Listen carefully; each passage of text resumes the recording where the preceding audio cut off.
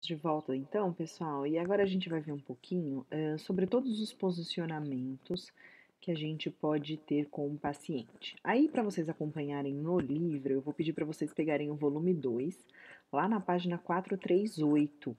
Então, tá no volume 2 do livro, tá? Não tá no volume um. Eu vou deixar para vocês depois, no final, vocês vão ver na descrição lá da página da plataforma que tem o vídeo dessa aula e tem mais alguns vídeos para vocês verem a prática de como é retirar um paciente do leito, como é passar ele para a cama, como é passar ele para a cadeira de roda, e aí vocês também vão associar como é passar para a cadeira higiênica. E tem um vídeo, o último deles, é bastante interessante, que tá, eu deixei até na descrição, que ele está em português de Portugal.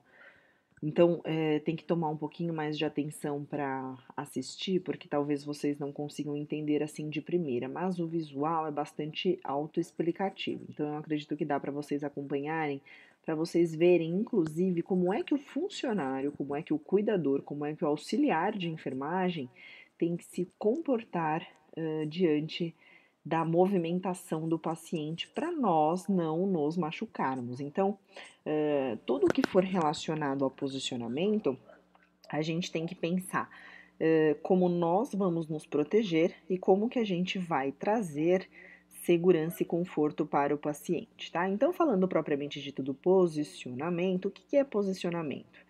Então, na assistência à saúde, o posicionamento ele serve para a realização de exames, procedimentos cirúrgicos ou interações que requerem muitas vezes um posicionamento adequado. E a gente tem sempre que proporcionar a segurança e o conforto do paciente. É para isso que a gente posiciona o paciente de diversas formas. Então, é necessário que o profissional tem que conhecer, né? É necessário o profissional conhecer todos os posicionamentos de acordo com as implicações anatômicas e fisiológicas e também patológicas, dependendo do tipo de doença que o paciente tem, considerando a vulnerabilidade desse paciente em tolerar aquele decúbito. O que seria tolerar o decúbito? Não sei se todo mundo aqui já teve contato com um paciente bastante debilitado, mas normalmente aqueles vozinhos que têm dificuldade para ficar sentado, porque já têm as articulações bastante enrijecidas, muitas vezes tem que ficar em um decúbito um pouco mais deitado, porque não consegue ficar sentado, né? Ou então tem que ficar sentado porque a cabeça já não abaixa mais, né? Dependendo da condição clínica que o paciente está. Então, a gente tem que ver como que para o paciente pode ser melhor o posicionamento.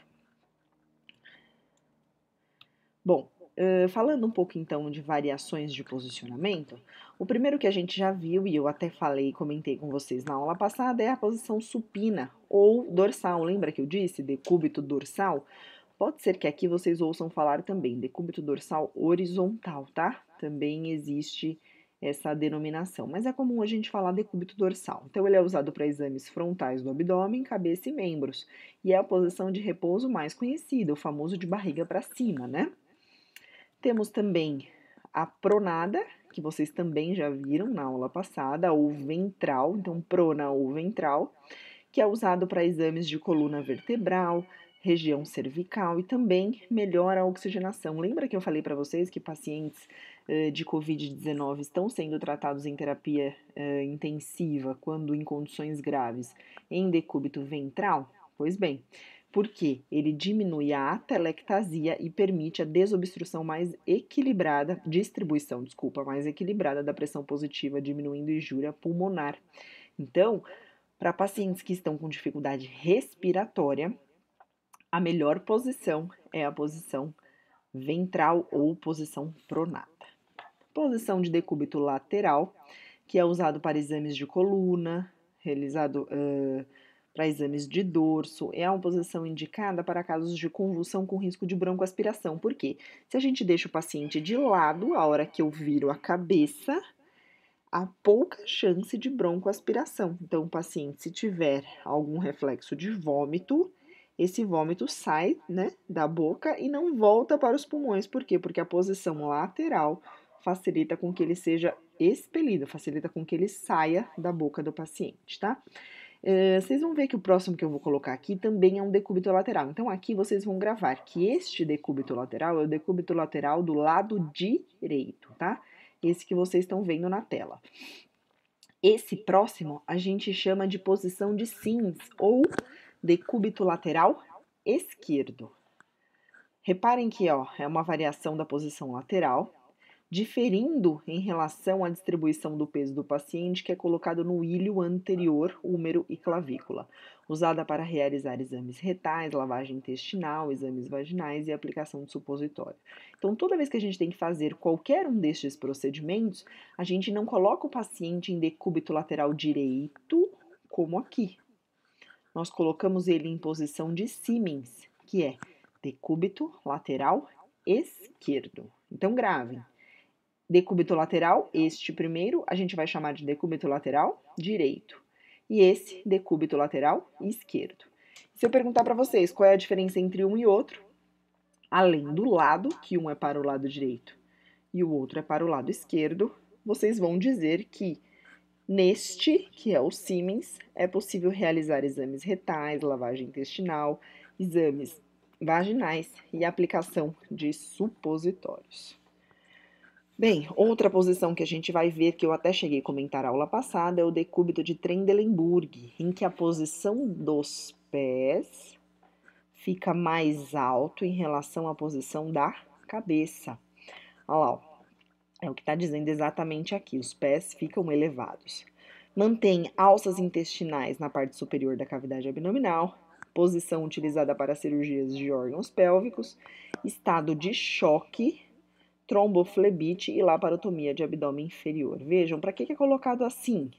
Significa que o retorno venoso do paciente, ou seja, a oxigenação, né, cerebral do paciente será maior.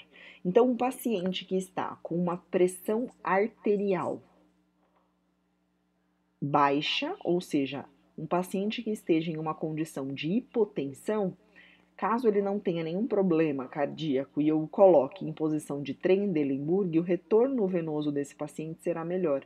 Isso fará com que ele aumente a pressão arterial dele, melhore a oxigenação cerebral e melhore a sua condição. Por isso que aqui ele coloca em estado de choque, porque a pressão no choque está muito baixa.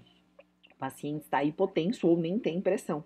Então, esta posição facilita o retorno venoso, melhora a oxigenação e, consequentemente, aumenta a pressão arterial. O contrário da posição de Trendelenburg é o Trendelenburg invertido ou reverso ou decúbito de proclive, como eu falei para vocês, que é justamente o contrário. Naquela posição, os pés estavam elevados. Nessa, os pés estão abaixo do nível da cabeça. Então, é justamente o contrário daquela. É utilizado, para cirurgias de cabeça e pescoço, procedimentos ginecológicos, porque reduz o fluxo sanguíneo da área, tá? Também facilita a respiração em pacientes com sobrepeso e obeso. Por quê? Porque a caixa torácica faz pressão para baixo e isso faz com que aumente aqui a expansibilidade pulmonar. E também, é utilizada para cirurgias de olho oftalmológicas, tá? Então, aqui a gente faz com que o sangue desta região desça com mais facilidade. Então, é possível operar a cabeça, operar os olhos, facilita também a respiração, porque o peso do paciente faz com que desça, né? A gravidade ajuda o peso a se posicionar aqui para baixo e facilita a expansibilidade pulmonar do paciente. Essa posição aqui é uma posição que vocês vão ouvir muito e normalmente é uma posição bastante utilizada em pacientes internados, que é a posição de Fowler, olha lá, utilizados em pacientes que tenham dificuldades respiratórias no momento da alimentação, no pós-operatório de cirurgias de nariz, para o descanso e para cirurgias de tireoide. Então vejam, para o descanso e para a alimentação são momentos utilizados esta posição. Então, vocês vão ver bastante essa posição de Fowler, como se chama lá no hospital. Então, quando vocês forem realizar a anotação de enfermagem para dizer como vocês deixaram o paciente em maca ou em poltrona, normalmente vocês vão descrever que o paciente ficou em posição de Fowler. Essa posição vai de 40 a 90 graus, ou seja, ele fica semi-sentado, como é o caso da foto, ou se ele estivesse com a coluna completamente ereta aqui, ele estaria em 90 graus, ou seja, sentado completamente. Então, vai até de semi-sentado até sentado completamente. Existe essa posição gênito-peitoral. Normalmente vocês vão ver essa posição em alguns procedimentos bastante específicos, tá? Principalmente aqui, ó, para exame de reto, de cólon e sigmoidoscopia. Normalmente o paciente fica nessa posição a pedido médico só para a realização destes exames aqui, tá?